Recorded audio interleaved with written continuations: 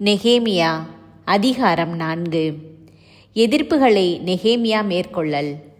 நாங்கள் மதிலை கட்டுவது பற்றி கேள்வியுற்ற சன்பலாற்று சினமுற்று வெகுண்டெழுந்து யூதர்களை ஏளனம் செய்தான். தன் தோழர்கள் முன்னிலையிலும் சமாரிய படையின் முன்னிலையிலும் இந்த அற்ப யூதர்கள் என்ன செய்ய முடியும்? அவர்கள் சும்மா விடப்பட்டார்களா? அவர்களால் பழி செலுத்த முடியுமா? ஒரு நாளில் வேலையை முடித்து விடுவார்களா? எரிந்து போன சாம்பல் குவியலிலிருந்து அவர்களால் கற்கள் உடைக்க இயலுமா என்று எள்ளி நகையாடினான்.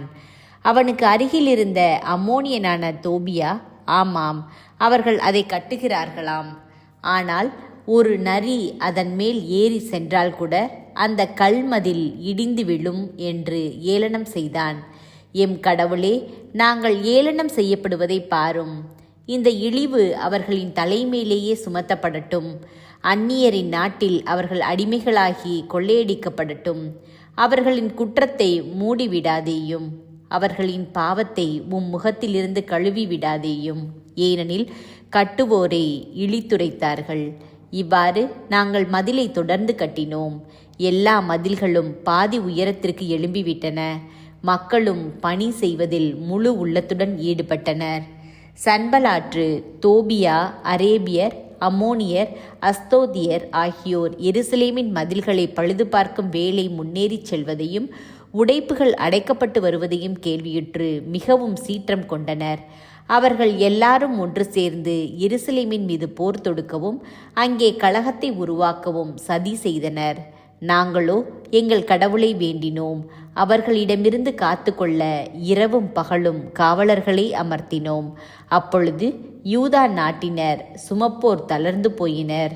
மண்மேடோ பெரிதாய் உள்ளது, மதில்களை நம்மால் கட்டி முடிக்க இயலாது என்றனர். எங்கள் எதிரிகளோ, நாங்கள் அவர்கள் நடுவே சென்று அவர்களை கொன்று வேலையை நிறுத்தும் வரை அவர்கள் இதை அறியாமலும் தெரியாமலும் இருக்கட்டும் என்று சொல்லிக் கொண்டனர்.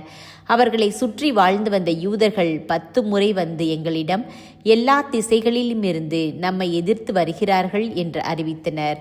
எனவே மதிலுக்கு பின்புறமாக மிக தாழ்வான பகுதியில் திறந்த வெளியில் மக்களை குடும்பம் குடும்பமாக அவர்களின் வாள் ஈட்டி வில்களோடு நிறுத்தி வைத்தேன். தலைவர்களையும் அலுவலர்களையும் ஏனைய மக்களையும் பார்த்தேன். நான் எழுந்து அவர்களை நோக்கி, பகைவருக்கு அஞ்சாதீர்கள். மேன்மை மிக்கவரும் அஞ்சுதற்கு உரியவருமான ஆண்டவரை மனதில் கொண்டு உங்கள் சகோதரர், மகன்கள், மகள்கள், மனைவியர் ஆகியோருக்காகவும் உங்கள் வீடுகளுக்காகவும் போராடுங்கள் என்றேன். தங்கள் சதி எங்களுக்கு தெரிந்துவிட்டது என்பதையும் அதை கடவுள் சிதறடித்தார் என்பதையும் எங்களின் எதிரிகள் அறிய வந்தபோது நாங்கள் எல்லாரும் அவரவர் வேலையை செய்ய மதிலுக்கு திரும்பினோம். அந்நாள் முதல் என் பணியாளர்கள் பாதி பேர் வேலை செய்தனர்.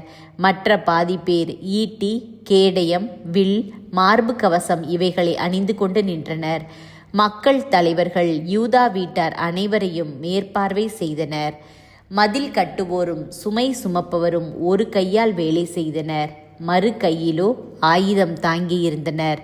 கட்டுவோர் ஒவ்வொருவரும் தம் வாளை இடையில் கட்டிக்கொண்டு வேலை செய்தனர். எக்காலம் ஊதுபவன் என் அருகிலேயே இருந்தான். பிறகு நான் தலைவர்களையும் அலுவலர்களையும் ஏனைய மக்களையும் நோக்கி கூறியது, வேலை மிகுந்துள்ளது, பரந்துள்ளது. நாமோ மதில் நெடுக தனித்தனியே சிதறி நிற்கின்றோம். எந்த இடத்திலிருந்து எக்காலம் முழக்கம் கேட்குமோ அந்த இடத்திற்கு எங்களிடம் ஒன்று கூடி வாருங்கள். நம் கடவுள் நமக்காக போர் புரிவார். இவ்வாறு நாங்கள் வேலை செய்து வந்தோம். எங்களுள் பாதி பேர் அதிகாலை முதல் விண்மீன்கள் தோன்றும் வரை ஆயுதம் தாங்கியிருந்தனர். அப்பொழுது மக்களை பார்த்து நான் கூறியது, ஒவ்வொருவரும் தம் வேலைக்காரரோடு இரவை எருசலேமில் கழிக்கட்டும். இவ்வாறு அவர்கள் நமக்காக இரவில் காவலும் பகலில் வேலையும் செய்வர். நான், என் சகோதரர், என் ஊழியர், என் மெய்காவலர் யாவருமே எம் உடைகளை களையவே இல்லை.